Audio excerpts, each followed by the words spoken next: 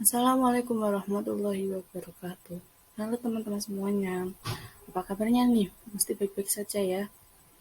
Teman-teman, di video kali ini adalah video pengumpulan tugas, yaitu pengumpulan tugas ulangan akhir semester pada mata kuliah psikologi perkembangan yang mana diampu oleh Ibu dosen Ibu Eva Palupi.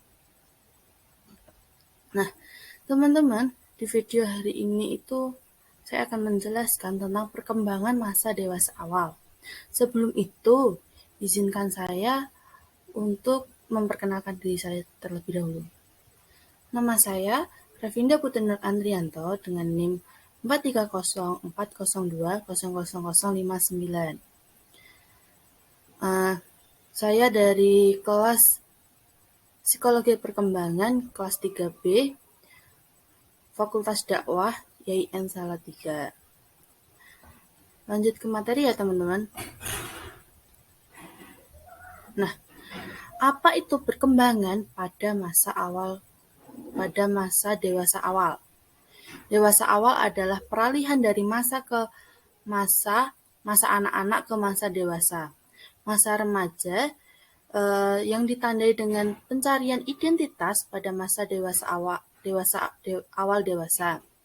Identitas diri ini didapat secara sedikit demi sedikit sesuai dengan umur kronologis dan mental agennya. Berbagai masalah juga muncul dengan bertambahnya umur pada masa dewasa awal. Dewasa awal adalah masa peralihan dari ketergantungan ke masa mandiri, baik dari segi ekonomi, kebebasan, menentukan diri sendiri, pandangan tentang masa depan yang sudah realistis. Selanjutnya, itu ada batasan usia dewasa. Menurut Hurlock pada tahun 1990, ia mengatakan bahwa dewasa awal dimulai pada umur 18 sampai dengan 40 tahun. Saat-saat perubahan fisik dan psikologis yang menyertai berkurangnya kemampuan reproduksi. Seperti yang teman-teman bisa lihat di grafis, masa dewasa awal itu berjarak usia 18, 25 sampai dengan 40 tahun. Masa dewasa menengah dari usia 40 tahun sampai 65. Dewasa akhir atau lanjut usia itu berkisar umur 65 tahun. Dewasa juga sering disebut juga dewasa muda, yaitu antara umur 18 sampai 40 tahun. Yang merupakan tahapan yang paling dinamis sepanjang rentan kehidupan manusia. Sebab seseorang mengalami banyak perubahan itu secara progresif dan secara fisik, kognitif maupun psikologis emosional.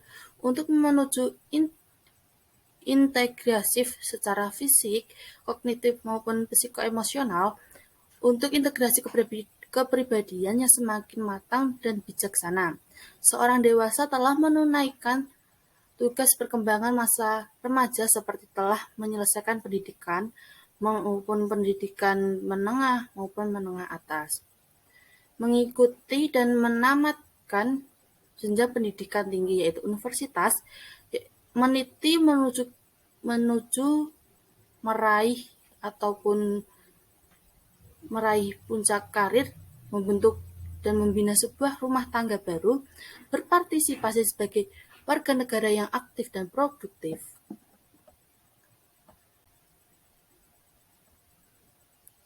Selanjutnya, itu ada ciri-ciri dewasa awal.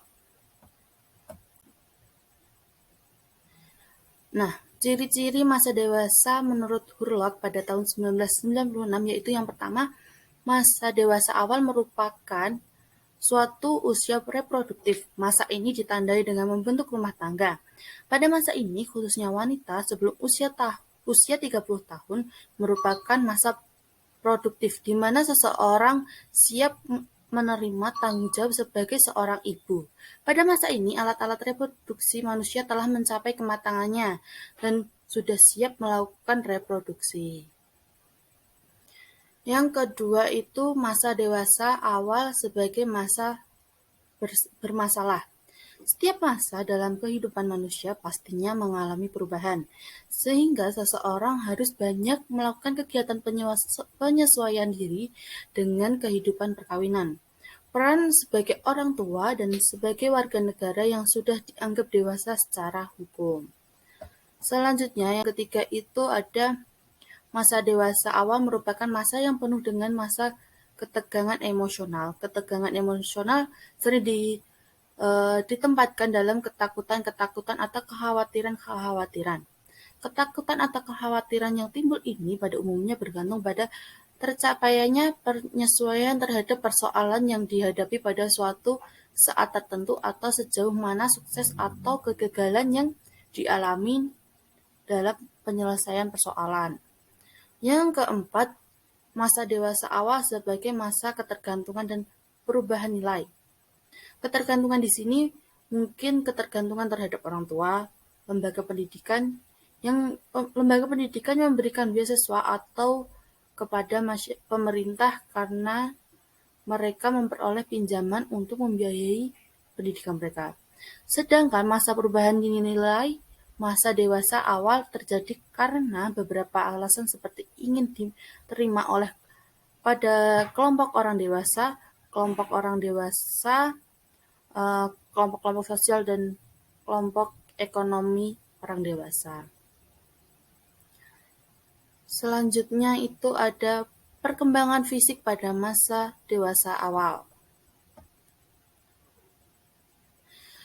Kebanyakan orang dewasa awalnya berada di puncak kesehatan, kekuatan dan energi dan daya tahan, serta di puncak fungsi sensori dan motorik.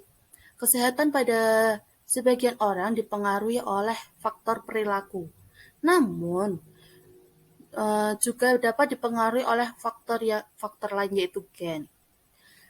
Kesehatan yang dipengaruhi oleh faktor perilaku seperti aktivitas fisik, perilaku merokok, menggunakan alkohol, dan obat-obatan terlarang, diet atau mengontrol berat badan akan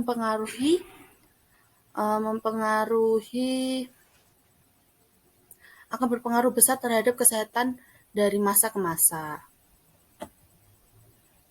Kesehatan yang dipengaruhi oleh faktor gen seperti diabetes, anemia, sel sabit atau sel darah merah yang berbentuk bulan sabit dan lain sebagainya. Nah, pada masa dewasa awal ini terdapat pula 3 masalah yang penting yang berkaitan dengan masalah reproduksi. Seperti yang pertama itu sindrom pramenstruasi. Hal ini menyebabkan ketidaknyamanan fisik dan gangguan emosi selama 2 minggu sebelum menstruasi, seperti lelah, sakit kepala, kram, bertambahnya berat badan, cemas, dan lain sebagainya. Biasanya ini dialami oleh perempuan. Yang kedua itu penyakit menular atau seksual atau penyakit menular seksual. Hal ini tuh disebabkan oleh adanya seks bebas. Yang ketiga ada infertilitas, yaitu ketidakmampuan untuk menghasilkan anak setelah 12-18 bulan berusaha melakukan hubungan seksual secara rutin. Pada pria, infertilitas ini umumnya disebabkan oleh produksi sperma laki-laki yang terlalu sedikit, sedangkan pada wanita disebabkan oleh kegagalan untuk menghasilkan sel telur atau sel telur yang normal. Adanya pemberian pinjaman di rahim yang menahan sperma untuk penetrisasi atau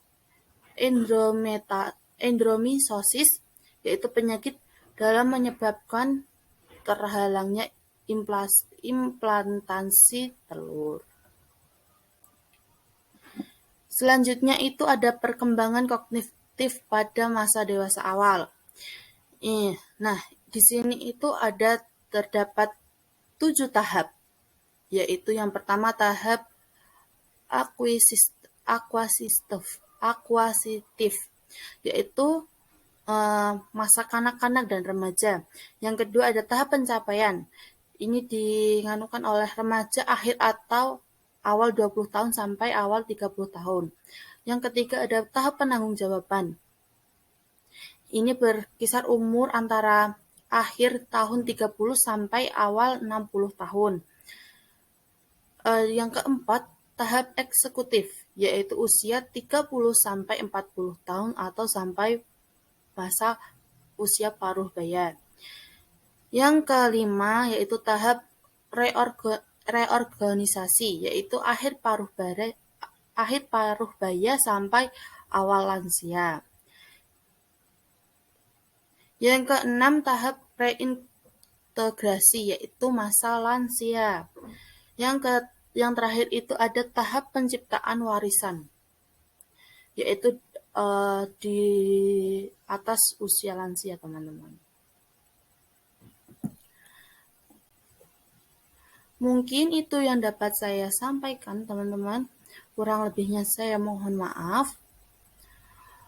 Jika ada kelebihan, jika ada lebih, itu adalah semata-mata dari Allah. Jika ada kekurangan perkataan, itu adalah kesalahan dari saya. Saya masih banyak butuh belajar lagi. Kurang lebihnya saya mohon maaf. Akhirul kalam. Wassalamualaikum warahmatullahi wabarakatuh. Terima kasih. Thank you. Thanks for watching.